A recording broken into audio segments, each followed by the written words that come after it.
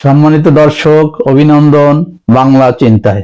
আপনাদের সাথে আছি আমি জাহিদ খান। যে যেখান থেকে দেখছেন সবাইকে অভিনন্দন।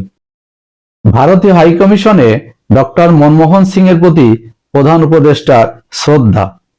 খবরে বলা হয়েছে, অন্তর্বর্তী সরকারের প্রধান উপদেষ্টা অধ্যাপক ডক্টর মোহাম্মদ ইউনূস ভারতের সাবেক প্রধানমন্ত্রী সদ্য প্রয়াত ডক্টর মনমোহন সিং এর প্রতি গভীর শ্রদ্ধা জ্ঞাপন করেছেন।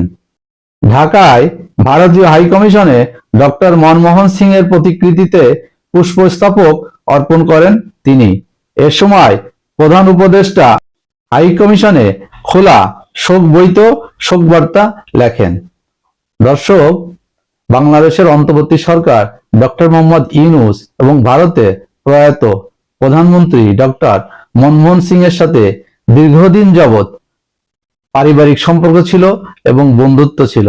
তাদের মাঝে বোঝাপড়াটাও অনেক ভালো ছিল। বাংলাদেশ এবং ভারতের এই বৈরী সম্পর্কের মাঝে বাংলাদেশের অন্তর্বর্তী সরকার ডক্টর মোহাম্মদ ইউনূসের এই উদ্যোগ বাংলাদেশ এবং ভারতের সম্পর্ক উন্নয়নে নিশ্চয়ই ভূমিকা রাখবে। জানা গেছে, ভারতীয় হাই কমিশনার প্রণয় কুমার ভার্মা সকাল 11:30টায় বারিধারায় ভারতীয় হাই কমিশনে প্রধান উপদেষ্টাকে স্বাগত জানান। অধ্যাপক ইউনূস হাই কমিশনারের সঙ্গে সংক্ষিপ্ত আলাপে তার দীর্ঘদিনের বন্ধু ডক্টর মনমোহন সিং এর স্মৃতিচারণ করে বলেন, তিনি কত না সরল ছিলেন, কত না প্রজ্ঞাবান ছিলেন তিনি আরো বলেন, মনমোহন সিং ভারতকে বৈশ্বিক অর্থনীতির পরাশক্তি হিসেবে গড়ে তুলতে বড় ভূমিকা পালন করেছেন।